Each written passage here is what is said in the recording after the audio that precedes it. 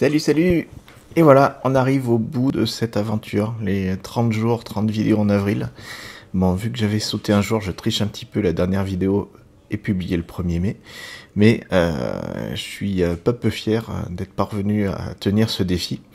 C'était vraiment pas facile, mais ça m'a appris plein de choses. Donc voilà, je voulais t'en faire un petit bilan rapide.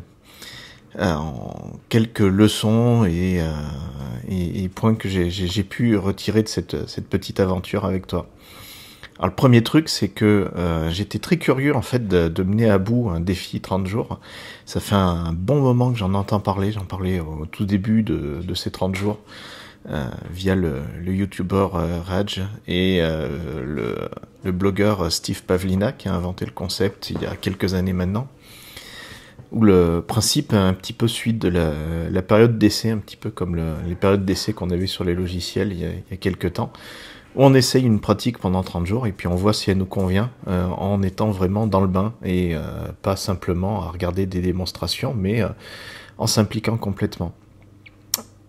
Ça apprend plein de choses, je te le confirme. Et puis ça correspond aussi à deux aspects qui sont, il me semble, importants. Le premier, c'est la notion de rigueur.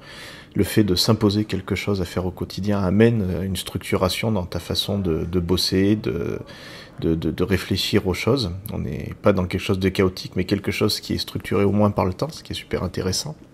Et puis ça rejoint la notion d'habitude, où on sait qu'il faut pratiquer un truc quel qu'il soit, que ça soit une routine professionnelle, personnelle, ou pendant au moins 3 semaines pour arriver à l'intégrer dans sa routine.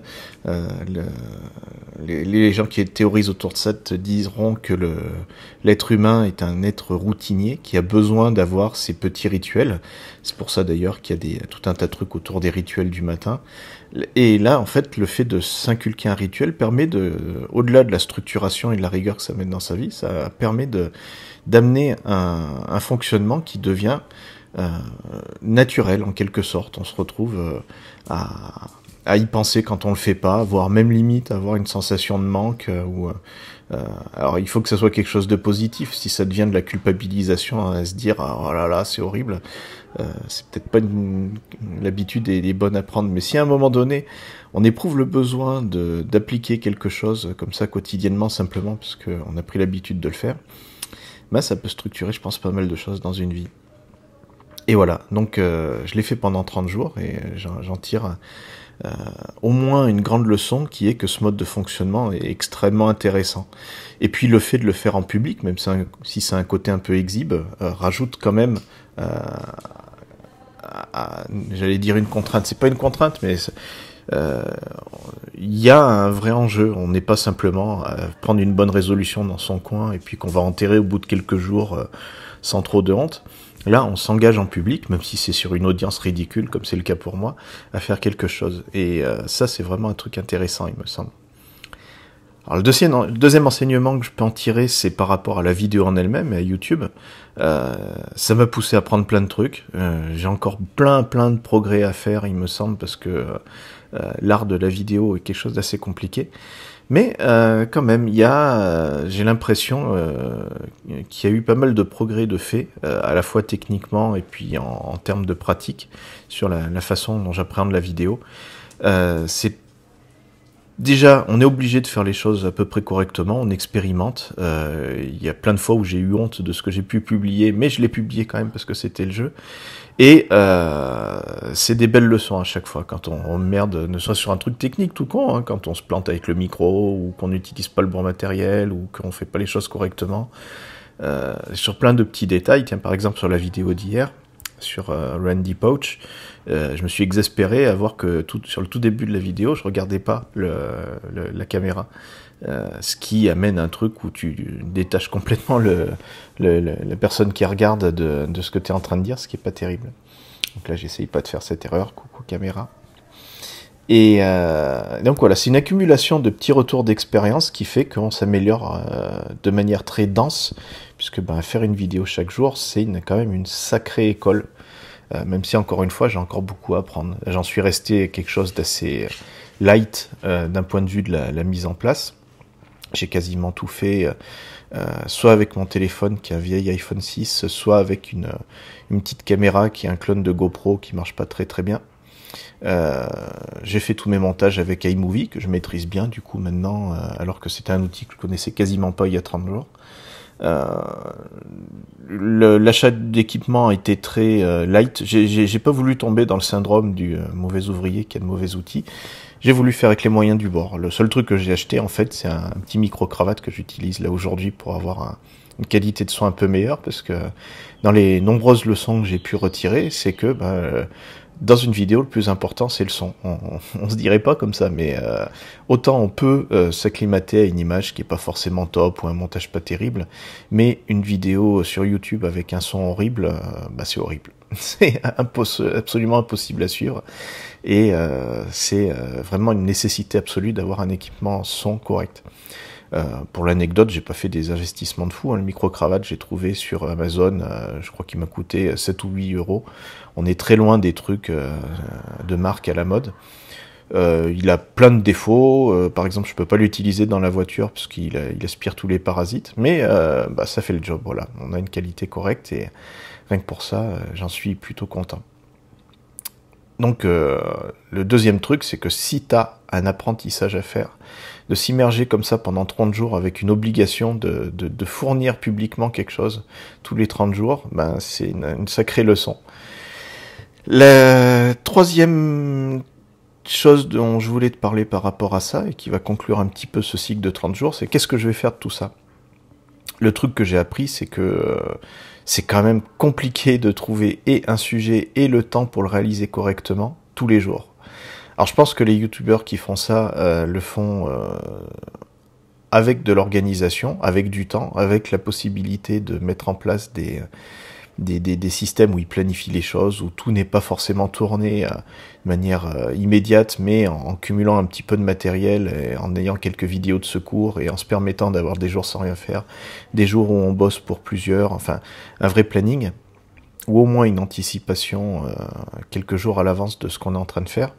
Voilà, clairement c'est ce qui m'a manqué ici. Enfin, je cherche pas du tout d'excuses parce qu'il y a plein de choses qui étaient déficientes, mais parmi les choses, je pense, qui sont nécessaires pour faire ça de manière intensive, la planification me semble indispensable. Même si pour ces 30 jours, moi j'avais envie de quelque chose de spontané. Et ça a vraiment été le reflet de mes journées. Les jours où j'étais complètement explosé, j'étais complètement explosé à la caméra, et j'espère que tu m'en auras pas trop tenu rigueur. Après, ça fait réfléchir à quel peut être un planning de communication. Comme tu le sais, je suis en train de lancer ma structure. Ça me fait poser plein de questions sur la façon dont je vais communiquer autour de cette structure, autour de mes activités, de mon travail, et puis de communiquer sur moi, puisque la structure est très auto-centrée. C'est mon temps de cerveau que je vends. Donc ça fait réfléchir. Je pense pas que je ferai que du YouTube, parce que je serai jamais un Cyprien, et puis il y a plein de choses où l'écriture m'a manqué, il y a plein de supports qui me manquent en faisant que de la vidéo. Mais d'intégrer cette corde à mon arc, est quelque chose qui très certainement va m'être très très très utile par la suite. Donc voilà, il me reste maintenant à trouver un équilibre entre un travail d'écriture, un travail de podcast, puisque c'est, comme je l'avais dit dans une précédente vidéo, c'est quelque chose à laquelle je tiens, ce média audio, et la partie vidéo, à la fois sur YouTube, mais aussi sur Facebook, mais aussi en intégrant du live, parce que tous ces supports ont leur déclinaison. Faire de la vidéo veut pas dire grand-chose. On peut faire une story de quelques secondes sur Snapchat ou Instagram, tout comme on peut faire un long métrage avec des moyens hollywoodiens. Et entre les deux, tout est possible, et ça amène plein de possibilités en termes de créativité, mais aussi de questionnement sur quoi prioriser par rapport à de la com. Voilà, donc beaucoup de matière à réfléchir, et puis très certainement l'envie de continuer, de maintenir ce flow. Bon, je pense pas que je ferai une vidéo par jour pendant le mois de mai, mais par contre, ça m'interroge pas mal sur ce rythme d'une vidéo, d'un support, d'une publication par jour. Ça donne un rythme, un cadre, comme je disais tout à l'heure, qui peut être intéressant. Donc voilà, je promets rien, même si à un moment donné il va falloir que je prenne des engagements avec moi-même, mais je vais essayer ce rythme d'avoir quelque chose de produit chaque jour. Peut-être que tout sera pas public, parce que j'ai un projet de bouquin en tête qui commence à maturer pas mal. Mais le fait de produire quelque chose chaque jour, une fois un écrit, une fois un audio, une fois une vidéo, est une idée qui me séduit pas mal et que je vais chercher à, à mettre en place dans les jours qui viennent. Alors ce qui va un petit peu en contradiction avec ça, c'est un autre souhait clair que j'ai, qui est de produire du contenu un peu plus qualitatif. Bon, clairement, certaines vidéos que j'ai pu faire pendant ces 30 jours étaient super décevantes. Et ce qui m'intéresse aussi, c'est de donner un certain ton en termes de qualité sur ce que je vais mettre en ligne, ne serait-ce que parce que c'est ce que je vends aussi, c'est mes prestations. Avoir de la spontanéité est bien, il faut trouver un équilibre avec quelque chose qui soit un peu plus, je pense, à la fois qualitatif sur la forme et avec du contenu solide sur le fond, ce qui est l'essentiel de ce que je cherche à vendre aujourd'hui. De me démarquer un petit peu en ayant des choses qui puissent marquer, qui puissent intéresser, qui se disent ah ouais tiens là c'est quelque chose que je retrouve pas ailleurs. Donc c'est un petit peu en contradiction avec le fait de publier chaque jour, parce que publier chaque jour est une rigueur qui t'amène des fois à publier des choses un peu moins intéressantes. Et il va falloir que je fasse la part des choses entre tout ça. Un équilibre à trouver et qui me pose pas mal de questions en termes d'organisation. Mais voilà, en tout cas une très très belle aventure. Je suis très content d'avoir partagé avec toi.